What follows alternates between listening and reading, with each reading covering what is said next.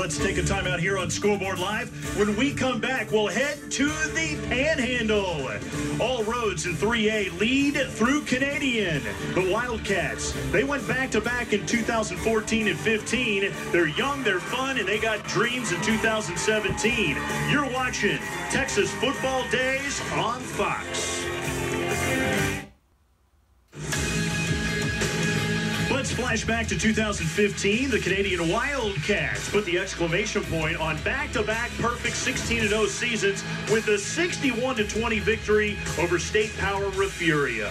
The game marked the final high school game of superstar quarterback Tanner Schaefer, who was 31-0 as a starter and now a backup quarterback, number 3 in line at OU. The championship hardware was Canadians' 4th since 2007. And what a run for O Canada. Those back-to-back championships in football and basketball. No one's been able to do that, by the way. And then they had all these guys with all those rings go on and graduate. But they don't rebuild, they just reload. And they kick off their season with Bushland. And you know who was there? Our very own Julie Dobbs. Well, tonight it was the long-awaited first game of this football season. Here it was the Canadian Wildcats taking on the Bushland Falcons. It was a slow start in this one at Wildcat Stadium. Maybe both teams shaking off a little bit of rest. Heading into halftime, Bushland took a lead into the half. But in the second half, it was all Canadian all the time. Kaysen Cavalier led the charge for the Wildcats, who scored 27 unanswered points and pitched a defensive shutout. Here's what the coaches had to say after this one. We love you, okay? We love you. We're disappointed with you. It was a great first half. They played better than we did second half. From coaching all the way to playing. Okay, that's my fault. Everybody good? Good.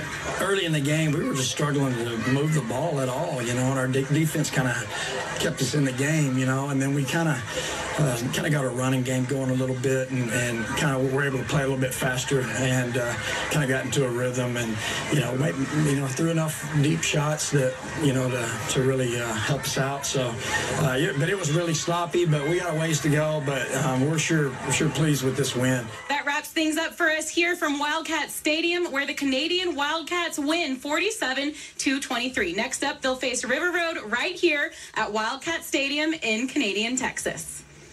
Thanks, Julie. Great job out there. And oh, Canada, Air Canada is back, aren't they? They think that their defense is a little bit farther along than the offense right now. Yeah, well, and it's usually that way early on in the season. We see that at a lot of the smaller classification schools and even with the powerhouse. Especially the smaller classifications, the one thing I look at earlier in the season is what kind of coach do you got? And we know what kind of coach Canadian has. They got Chris Ketting, who's one of the very best in the state. I expect nothing but excellence from Canadian, and this is a great start against a good Bushland team. I think Jimmy Thomas is going to have his boys bouncing off the mat for this one. I'm excited. I'm excited to see what both these teams have going forward. It's the great thing about non-district games is that you can really tee it up against really good teams like we saw tonight, like it's happened in other top 10 head-to-head matchups as well. You go out, you do your best, try to measure yourself against a really good opponent, and if it doesn't work out, if you do fall, you pick up some things from it, but it was non-district, so it's not going to, determine whether or not you advance to the postseason or have a chance to win a state title. So let's go from the Panhandle in Canadian down to the Permian Basin,